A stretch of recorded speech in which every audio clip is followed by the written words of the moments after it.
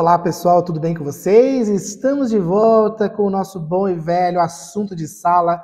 Primeira semana de aula e nós já vamos falar um pouquinho sobre interações medicamentosas. Para quem não me conhece ainda, eu sou o professor Humberto Espíndola, farmacêutico, farmacologista, e esse aqui é o assunto de sala, um quadro, né, aqui rápido, onde eu discuto um pouco sobre os assuntos que eu trato nas aulas com os meus queridos alunos. Bom, de maneira bem resumida, pessoal, quando eu falo de interações medicamentosas, eu costumo dizer o seguinte: ninguém tem que decorar as interações que acontecem entre fármacos. Existe uma infinidade de fármacos, de princípios ativos, então a gente não tem como decorar tudo isso. Então, o que é importante? Importante é você ter o raciocínio clínico, é você pensar em maneiras pelas quais interações podem acontecer. Nesse sentido, como vocês estão vendo aqui, ó, em cima de mim, aqui, né, na minha cabeça, nós temos 3 tipos principais de interações de acordo com os seus mecanismos de ação.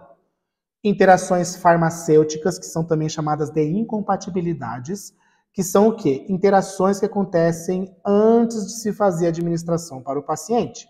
Geralmente essas interações, como formação de precipitados, turvação, quelação e outras reações, elas acontecem antes da administração. Então, sabe aquela situação, geralmente em ambiente hospitalar, quando se pega lá 2 ou 3 comprimidos e se macera, né, mistura ele ali, quebra ele junto com algum líquido para depois fazer a administração? Pois é, completamente errado fazer isso. A chance de você ter interações farmacêuticas é sempre muito grande. Tem um clássico exemplo aqui que são que é a tetraciclina com suplementos, com substâncias, né, suplementos à base de cálcio.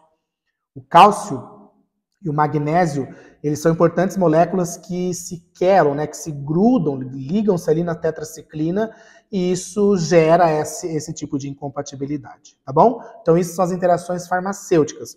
Muito importante na área de manipulação, principalmente quando você recebe aquelas receitas, aquelas prescrições, que quer misturar um monte de princípio ativo junto da mesma cápsula, tá? Chance enorme de haver interações desse tipo aí.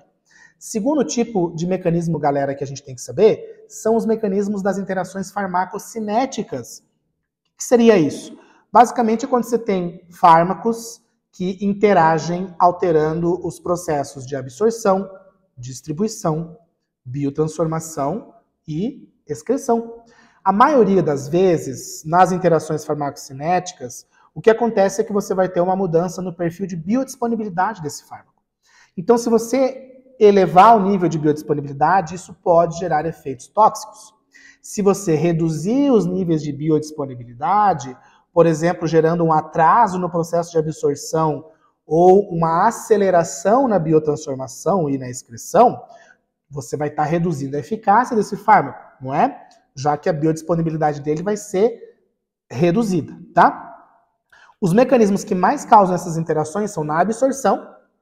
O exemplo que eu dei da tetraciclina é muito bom até, né, para a gente pensar sobre isso, tá? Então, o indivíduo usou a tetraciclina e usou um suplemento à base de cálcio.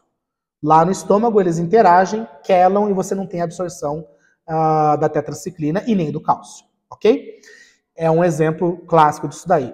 E interações farmacocinéticas na biotransformação que também são muito comuns, que é quando você usa uma substância que atua como indutor enzimático, ou seja, ela vai acelerar a biotransformação de outros fármacos, e como a carbamazepina, né, que é muito conhecido aí, esse fármaco por ser um indutor enzimático, e drogas que se comportam como inibidoras enzimáticas, como por exemplo o cetoconazol, que inibe a ação de enzimas que fazem a biotransformação de outros fármacos, e isso eleva o tempo que essa droga fica biodisponível, podendo então gerar efeitos adversos, tá?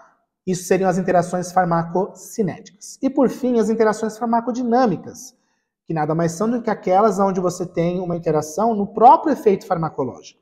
Essas interações podem ser no sentido de aumentar o efeito farmacológico por mecanismos iguais ou distintos, mas que no fim das contas eleva os efeitos finais, né, que é, por exemplo, você usar anfetamina, uma anfetamina como a Ritalina, né, que é o metilfenidato, junto com o antidepressivo tricíclico. Os dois estimulam muito a produção, o funcionamento lá de dopamina e de noradrenalina.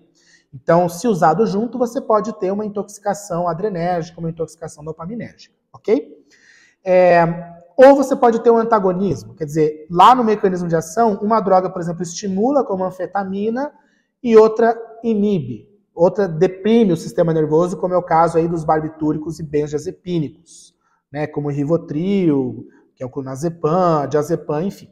Quer dizer, são interações farmacodinâmicas, elas vão mudar a eficácia e a potência de um ou de outro fármaco, ok?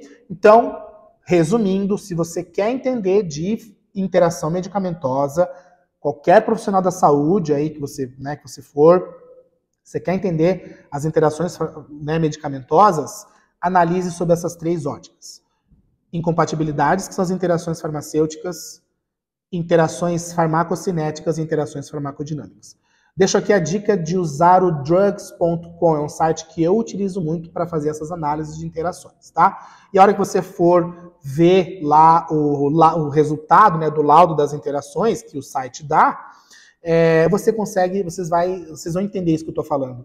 Lá vai estar descrito exatamente, ó, essa aqui é uma interação farmacocinética, é uma interação de incompatibilidade ou é uma interação farmacodinâmica. E de posse dessas informações, você consegue fazer a reorganização dos medicamentos, né? Fazer a conciliação medicamentosa, enfim, indicar a quem prescreveu para fazer essas alterações para melhorar a farmacoterapia do seu paciente. Beleza? Espero que vocês tenham curtido essa flash class aqui, né? Que é o assunto de sala. Pouco mais aí de 6 minutos de uma pequena aula aqui para vocês. Se você gostar, deixa o seu like aí, compartilha para quem precisa aprender um pouquinho sobre interações medicamentosas.